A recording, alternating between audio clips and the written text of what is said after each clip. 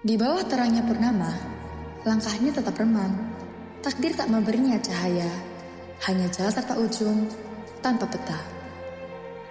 Endok kini berjalan seorang diri sambil mendekap nyawa mungil di tengah dunia yang menolak. Ia melangkah pelan, meninggalkan harapan kecilnya.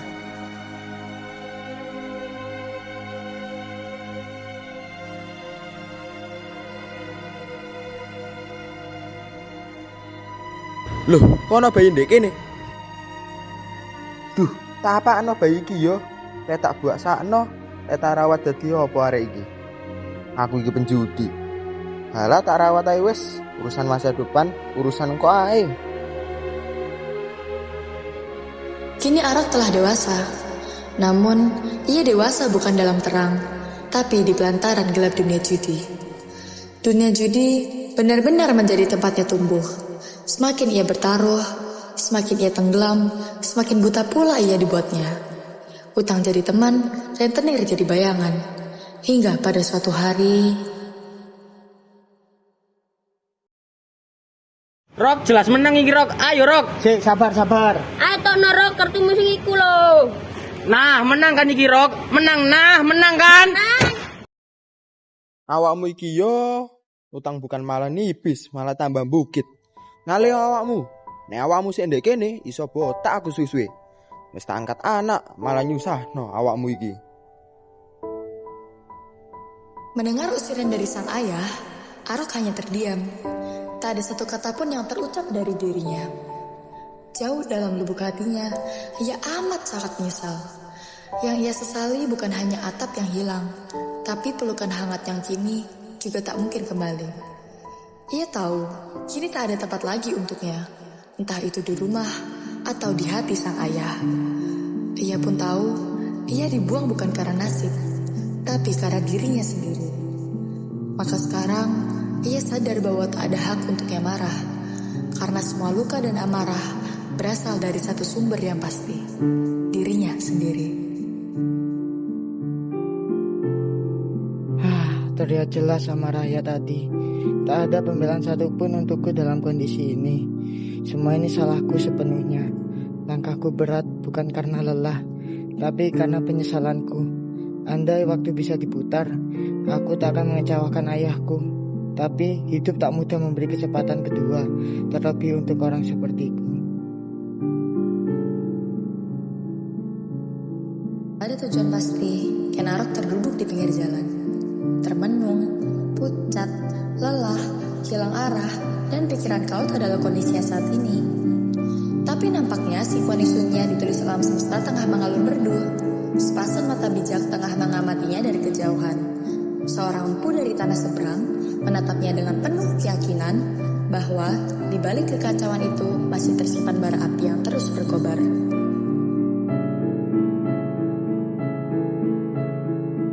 Sinten pemuda punika, sorot mripatipun awet, parasipun ngresepken ati, kados dene titisan Dewa Wisnu, menapa pancen piyambakipun ingkang tak enteni. Heh Kisana, sinten asmanipun sampeyan? Asmanipun kula arep, Bu.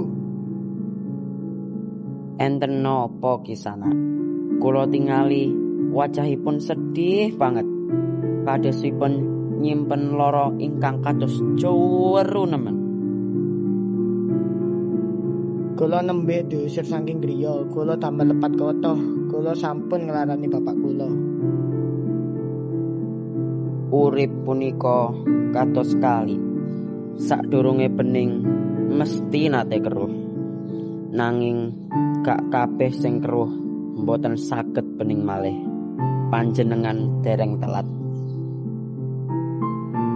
Nanging kula punika tiyang nista menapa isih wonten nggon kanggo kula. Ayo melu aku ing tumapel. Langit wis netepno. Ing tumapel uripmu saged kawiwitan malih. Menawi mekaten kula bakal nderek panjenengan. Senja menyapa saat Arok dan 10 gawe tiba di Tumapel. Setibanya di sana, mereka langsung disambut perkelahian. Dua preman menghajar seorang warga tanpa ragu. Arok menerobos, menentang kekerasan demi korban. Keberaniannya menarik perhatian sang aku yang sedang mengamatinya dari kejauhan. Di sana, sapa jenengmu? Ampun Gusti, kula Arok. Awakmu wani. Aku lan tumapel butuh wong kaya awakmu. Dadi pengawalku. Nggih Gusti.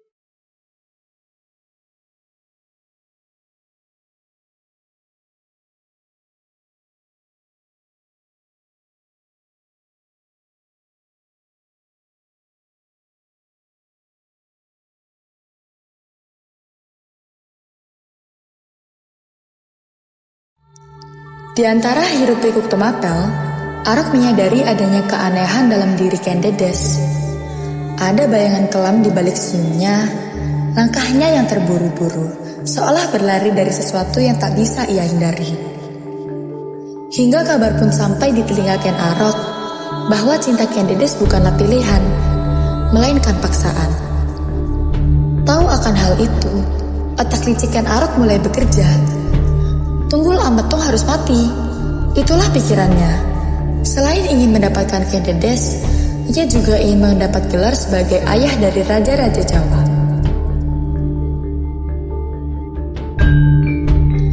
Tak tunggu lama, langkahnya langsung terarah. Ia langsung pergi menemui empu legendaris untuk membuatkannya keris sakti Mandraguna. Nyuwun sewu Pu. Nggih, sapa awakmu le?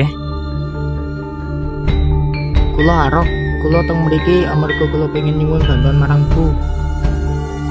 Ayo. Aku ngerti sing mbok karep. Awakmu pengen tak gawekno keris sakti Mandraguna to? Nggih, leres Pu. Aku iso, tapi aku butuh waktu 1 tahun. Yen 5 wulan kepriye Pu? Tolong usahakake nggih. Tak usah nole, tapi aku gak janji. Nggih, matur nuwun Pu. Saat pesanannya ditempa, di sisi lain, ada Ken Arok yang juga ikut menempa hubungannya dengan Ken Dedes. Ia memanfaatkan waktu untuk menanam pesona dan membuka jalan baru menuju kekuasaan.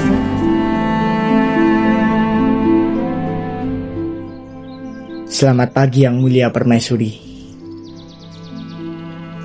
Selamat pagi juga, Arok. Apakah ada yang ingin kamu bicarakan denganku? Sebenarnya tidak ada hal penting yang ingin hamba bicarakan. Hanya saja hamba ingin berbicara tentang taman ini. Begitukah? Menurutku, taman ini sangatlah indah, bagaikan serpihan surga. Kalau kamu, apa pendapatmu, Arok? Yang Permaisuri katakan memang benar, namun menurut hamba, keindahan ini tak ada bandingnya dengan keindahan para permaisuri.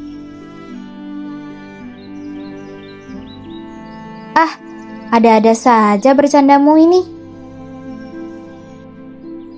Hamba tidak bercanda mengenai perkataan hamba sebelumnya. Oh iya, apa yang sedang Anda baca di tengah taman ini? Oh, ini. Ini hanya buku biasa, tidak ada yang istimewa. Oh, begitukah? Jika kehidupan hamba diibaratkan sebuah buku, bab yang paling istimewa bagi hamba adalah Anda. Hal sedemikian rupa terus terjadi selama beberapa bulan terakhir, hingga mereka menjadi kekasih. Oh, Dinda, aku akan pergi ke suatu tempat untuk beberapa waktu. Aku akan segera kembali, dan di saat aku kembali, kita akan bisa bersama. Baiklah Kakanda. Semoga kau selalu dilindungi oleh Dewata yang Agung. Jangan melupakanku selama di perjalanan ya. Wahai Adindaku, tak mungkin dirimu kulupakan. Jika malam jatuh di pelupuk mata, hanya parasmu lah yang terpikir olehku, wahai rembulan hati.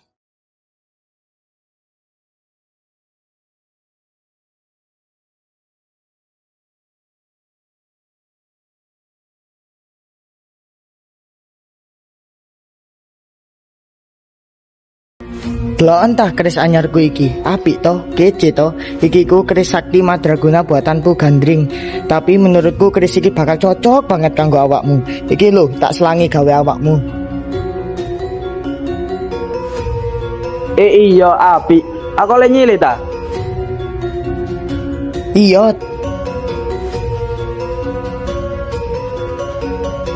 Suwon jorok.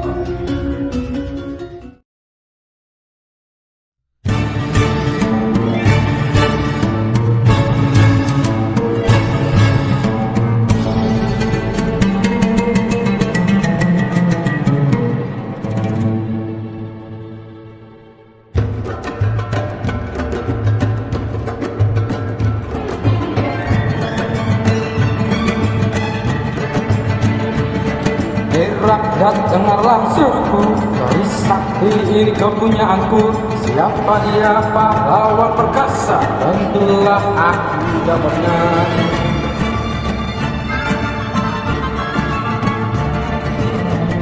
Mata tertuju padaku, rakyat bersujud menyebut namaku. Keris sakti milik sang kuasa, keris sakti kini jadi takdirku. Akhir semua seru namaku, puja aku, hormati aku. Namun di balik sorak dan puja, tak ada yang tahu sebenarnya. Tujuh lapisan langit kentakannya, tujuh lapisan bumi takut akannya. Keris ini milik sang perkasa, lambang kuasa lagi bawah. Siapa berani melawanku? Takut semua di bawah telunjukku. Angin berbisik, lirik perlahan, kebenaran datang berancaman.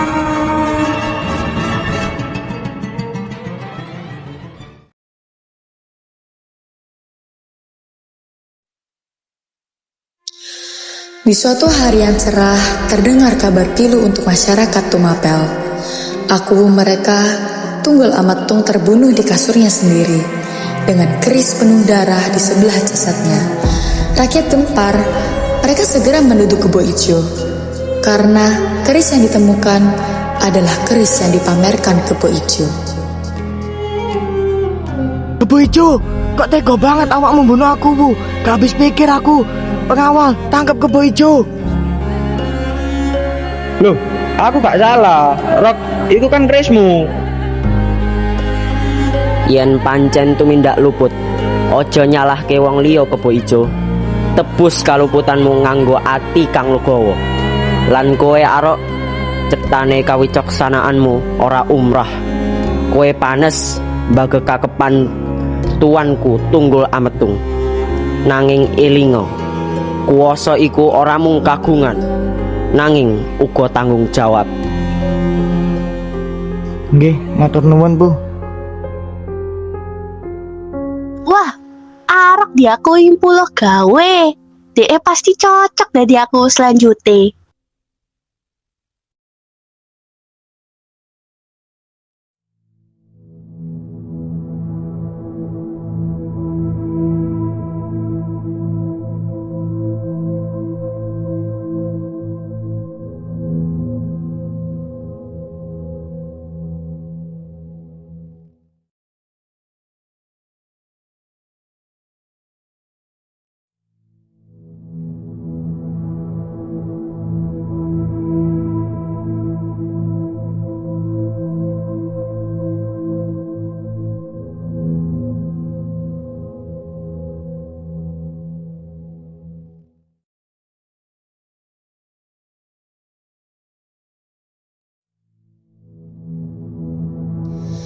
Senja turun perlahan di langit Tumapel. sebagai saksi lahirnya babak baru. Setelah Unggul Amat tumbang, muncul satu nama baru, Arok. Bukan bangsawan, tapi langkahnya tegap, matanya menatap tajam ke depan.